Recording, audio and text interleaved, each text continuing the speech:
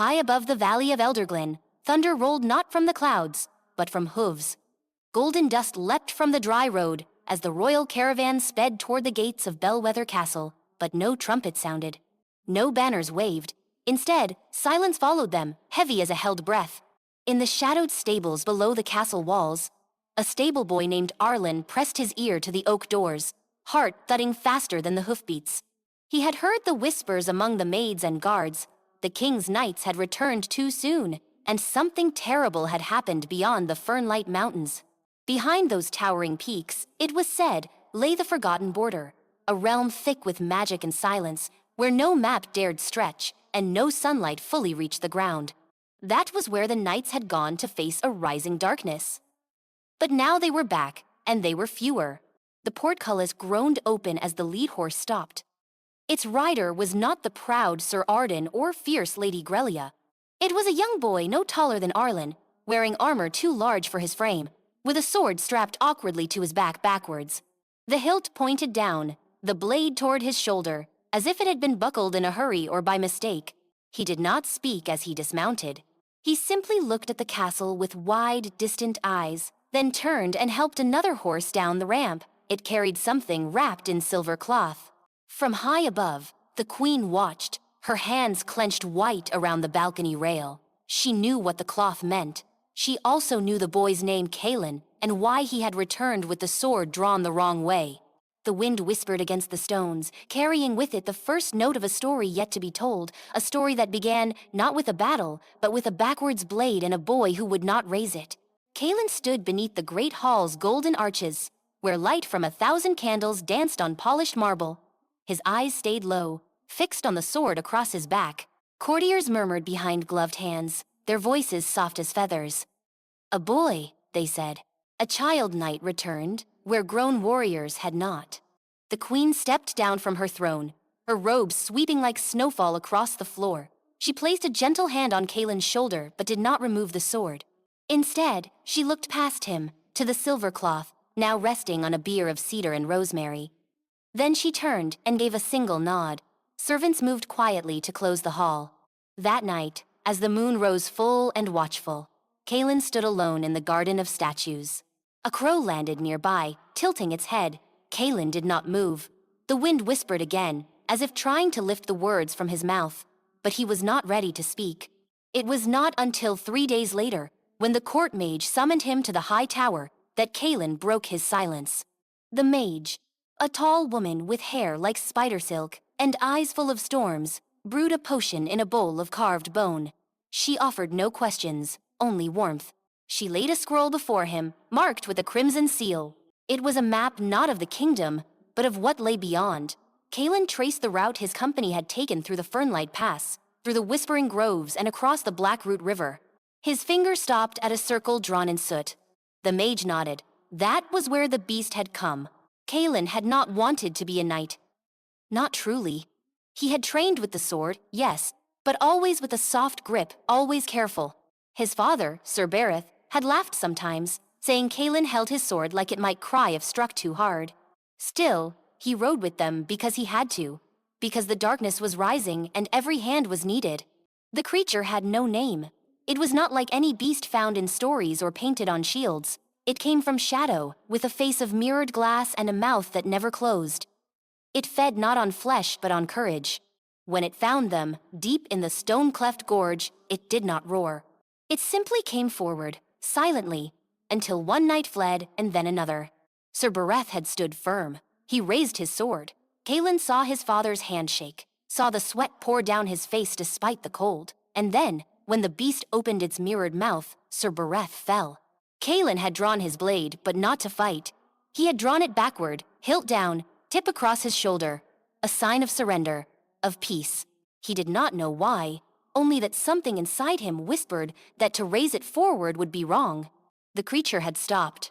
It watched him with its faceless face. Then it turned and vanished into the mist, as though it had never been there at all. The court mage listened, her eyes never blinking. She asked Kalen only one thing: had he been afraid? He had nodded. She told him that was why he lived. Not because he had drawn his sword, but because he had understood something the others had not. In the days that followed, the kingdom whispered anew. A child had faced the beast and lived. Some called him coward, others called him clever. Kaelin did not call himself anything. But the queen called him to her chambers one dawn, when the frost still touched the windows. She did not wear her crown. She held instead a letter from the border villages. The creature had been seen again, only now it did not attack. It simply circled, watched, and left. They needed someone to go again, not with a sword raised, but with a question. Kaelin did not speak. He only fastened his cloak and placed the sword across his back, backwards once more. This time, he did not go alone. A girl named Leora joined him, small and bright-eyed, with a lute slung over her shoulder. She was not a knight, she was the baker's daughter. But she had sung to the wounded knights when they returned, and her voice made even the hardened guards smile. Then there was Tem, the quiet stable boy, who had watched Kaelin from the shadows. He brought no weapon, only a pouch of apples and a wooden whistle carved in the shape of a fox. He said little, but his eyes were always searching, always listening. The three left at sunrise, past the still smoking watchtowers and into the forest path. Birds watched them from branches like tiny sentinels. The river whispered beside them. At night, they slept in old ruins, where ivy draped over broken stone, and Leora played lullabies to keep the cold away. On the fifth day, the mist thickened. Trees stood farther apart, and the sky grew quiet. Then came the mirror silence, that strange stillness, where even the wind forgot how to move. Kaelin felt it before he saw it, the breath of something not quite there, brushing past his neck like a forgotten memory. The creature stood ahead, unmoving, exactly as before. Its face caught the dim light and reflected three small shapes back at them, three children, no swords raised. Kaelin stepped forward. His heart thudded in his chest like a warning drum, but his hands stayed at his sides. Leora played a gentle note, just one. Tem held out an apple, freshly cut, and then the beast did something new. It lowered its mirrored face to the apple, sniffed without a sound, and vanished. This time, something else remained behind, a flower, silver and trembling, growing where the creature had stood. Kaelin bent to pick it, but it dissolved into mist before his fingers touched. He did not understand, not fully, but he knew this was not the end. It was the start of something stranger, quieter, and far more important than a war. He turned to his companions, nodded once, and they walked on not toward battle, but toward something the sword could not name. The deeper they wandered beyond the map's edge, the stranger the land became. Trees grew in spirals, their trunks twisted as if dancing in slow motion. Stones hummed faintly underfoot, and once, a trail of glowing moths circled Tem's head before vanishing into the bark of a tree that blinked, once, like an eye. No road led them, and no stars watched overhead. Only the hush guided them forward, that same soft pull Kaelin had felt when the creature first spared him. It was not hunger or fear that moved it, it was something else. Something older than kings, and darker than night, and it was watching. By the seventh day, they reached the hollow glade. It was a place the villagers whispered about, but no one had seen. A meadow of white grass and thorned lilies, ringed with stones as tall as towers. Each stone held carvings that shimmered only when stared at, sideways symbols of grief, of joy, of time forgotten. In the center stood the creature. It did not move. It did not breathe. But its presence stretched through the glade like a deep sigh. The mirrored face turned slowly toward them, reflecting the trio once more. But this time, the reflections moved of their own accord. Kaelin saw himself lift his sword in the mirror, though he had not touched it. The mirrored Kaelin shouted silently, eyes wild, sword swinging. And in response, the creature shattered him into 1,000 silver shards. The image repeated again and again. Leora screamed, Tem gasped, but Kaelin stood still. The creature showed them what would be, if the sword was drawn forward. If fear chose their path. Kaelin stepped into the ring of stones. The grass crunched like paper under his boots. The creature turned fully to face him. Still, it made no sound. Still, it waited. Behind him, Leora began to hum a trembling melody full of hope and trembling leaves. Tem clutched his fox whistle, but did not blow it. Their trust held Kaelin like armor. He reached back and slowly unfastened the sword. With both hands, He lifted it not to fight, but to place it on the ground before him. Blade turned toward himself, hilt resting gently in the grass. Then he took one step closer, empty hands raised. The creature rippled. Its body, dark as ink, shifted like smoke. Its mirrored face flickered, reflecting first the sky, then Kaelin's face, then the face of Sir Berith, his father. The image held, and Kaelin's breath caught. There, in the creature's mirrored skin, he saw his father standing strong, not in fear, but in sorrow. The reflection spoke no words, but Kaelin understood. Sir Berith had not died fighting the beast. He had died fighting what he thought. He must be a knight made only of steel. The creature lowered itself, not in threat, but in something that felt like grief. Suddenly, the earth quaked. The ring of stones trembled. One stone cracked from top to root, and a pulse of silver light erupted from its center. The creature recoiled, its form rippling wildly. Out of the light came not a roar, but a voice not loud, but clear as bells underwater. It was not the creature who spoke. It was the glade itself. A voice without shape, old as wind, saying only this: balance must be mended, the blade must be chosen anew. Then silence returned. Kaelin's sword rose from the grass, lifted by invisible hands. It floated before him, gleaming strangely now, its steel surface rippling like water. Then it turned backward so the blade pointed toward Kaelin and the hilt faced the creature. Slowly, Kaelin reached out. His fingers wrapped around the hilt. And the moment he touched it, the world shifted. Not with sound, but with memory. Visions flashed before his eyes, knights charging, kingdoms falling, fear used as fire. For centuries, swords had ruled, steel had been law, but not all battles needed blades. The sword's weight changed in his hands. No longer was it a weapon of war. It had become something else, a key. He stepped forward. The creature did not resist. It bowed its head, and Kaelin gently placed the flat of the blade against its mirrored face. The glass shimmered. Cracks spidered across the surface. Light bled through the cracks, and the creature's body melted into silver mist. For a heartbeat, it hovered there, a shape made of sorrow and silence, and then it vanished, scattering like stars across the skyless sky. The meadow exhaled. The ring of stones pulsed once with light and then grew still. The white grass turned green beneath their feet. The thorns on the lilies softened and bloomed into bells of pink and gold. Kaelin stood, the sword now quiet in his grip. Behind him, Leora stepped into the clearing, her song fading into the wind. Tem followed, breathless, his fox whistle still clutched but never used. Something had changed, not just in the glade, but in Kaelin himself. He had drawn his sword backward again, but this time he had not done it in fear. He had done it in understanding. For what he had faced was never meant to be slain. It was meant to be seen. Leora picked a bloom from the grass and tucked it behind her ear.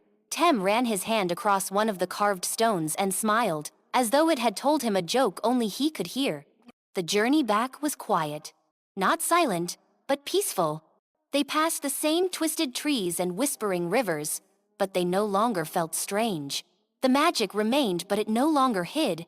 When they returned to Bellwether Castle, no horns were blown, no banners waved. But the queen met them at the gate, her eyes full of tears, her hands open. Kaelin handed her the sword. She looked at it, puzzled.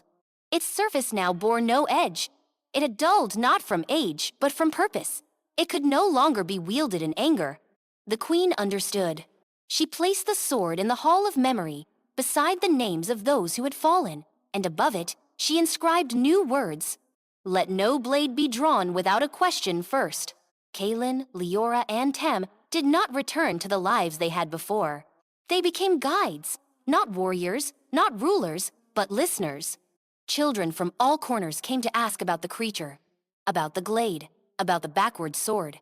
And Kaelin would tell them not of battles or monsters, but of choices. Of how the bravest thing he had ever done was not to draw a sword forward, but to place it down and listen. And the children listened, because they too had questions. And they too would one day stand in a glade of their own, with fear before them and a choice in their hands. Seasons turned gently over Elderglen. Snow came soft and early that year, blanketing the hills in white hush. In the quiet mornings, Kaelin often stood by the garden of statues, now no longer cold and forgotten. Ivy grew gently around the stone figures, and little birds nested in their cupped hands. One statue, newly placed, held a stone lily, and wore armor carved with no crest, no sword, only an open hand. It bore no name, but everyone knew it was the one Kaelin had made. He no longer carried the sword. It rested now in the Hall of Memory, where even the youngest squire could visit. Children would press their palms against the glass and marvel at its dull shimmer, whispering to one another about the strange knight who saved the land by not fighting at all. But Kaelin never called himself a hero.